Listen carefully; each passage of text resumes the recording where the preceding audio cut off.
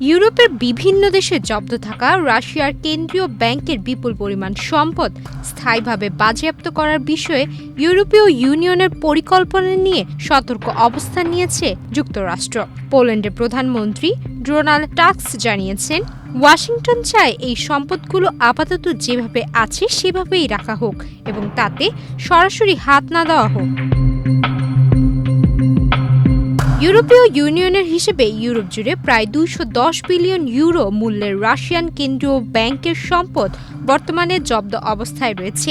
ইউক্রেনে রাশিয়ার আগ্রাসনকে নিজেদের নিরাপত্তার জন্য বড় হুমকি হিসেবে বিবেচনা করছে ইউরোপীয় ইউনিয়ন। করোনা বা যে কোনো ভাইরাসের এগেইনস্টে ফাইট মানি ব্যাকট্রলের লেফট রাইট। সে কারণে ইউক্রেনকে আর্থিক সহায়তা দেওয়া এবং যুদ্ধ চালিয়ে যাওয়ার সক্ষমতা ধরে রাখার লক্ষ্যে এই জব্দকৃত রাশিয়ান সম্পদ ব্যবহারের বিষয়টি সক্রিয়ভাবে বিবেচনা করছে তারা।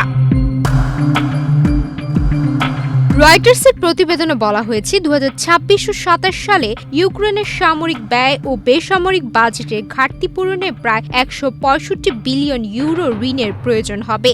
এই বিপুল অর্থ জোগাড় করতে গিয়ে ইউরোপীয় ইউনিয়ন চাপের মুখে পড়বে। এর প্রেক্ষাপটে 2022 সালে জব্দ করা রাশিয়ার সার্বভৌম সম্পদ থেকে নগদ অর্থ ব্যবহারের পরিকল্পনা সামনে আসে। তবে এ বিষয়ে সদস্য দেশগুলোর মধ্যে ঐক্যমত তৈরি হয়নি। বিশেষ করে বেলজিয়াম এই সম্পদ স্থায়ীভাবে বাজেয়াপ্ত করার ব্যাপারে আপত্তি জানানোয় সিদ্ধান্ত কার্যত অচল হয়ে আছে।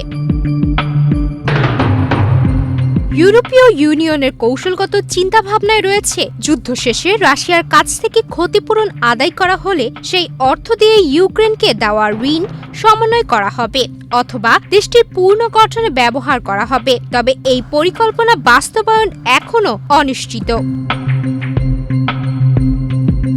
এই পরিস্থিতিতে গত মঙ্গলবার বার্লিনে ইউক্রেন ও যুক্তরাষ্ট্রের কর্মকর্তাদের মধ্যে একটি বৈঠক অনুষ্ঠিত হয়। সেখানে পোল্যান্ডের প্রধানমন্ত্রী ডোনাল্ড টাস্কও উপস্থিত ছিলেন। বৈঠক শেষে তিনি জানায়, ইউরোপীয় ইউনিয়নের সামনে এমন একটি সিদ্ধান্ত রয়েছে যার মাধ্যমে রাশিয়ার সম্পদ স্থায়ীভাবে জব্দ করার অনুমতি দেওয়া হতে পারে, কিন্তু এই অর্থ ইউক্রেনের পুনর্গঠন বা সামরিক সহায়তায় ব্যবহারের বিষয়টি এখনো বাস্তবতা থেকে অনেক দূরে।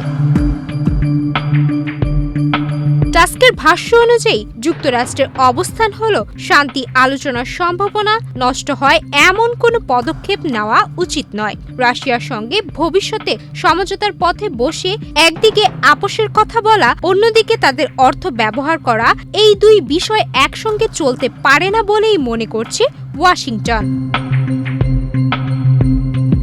তিনি আরও ইঙ্গিত দেন, যুক্তরাষ্ট্র এই জব্দকৃত তহবিল বিভিন্ন কৌশলে ব্যবহার করতে আগ্রহী এবং সেক্ষেত্রে রাশিয়ার সঙ্গে আলোচনার পথ খোলা রাখতে চায়। তার মতে এ বিষয়ে যুক্তরাষ্ট্রের দৃষ্টিভঙ্গিতে কৌশলগত ও ব্যবসায়িক বিবেচনার প্রভাব স্পষ্ট।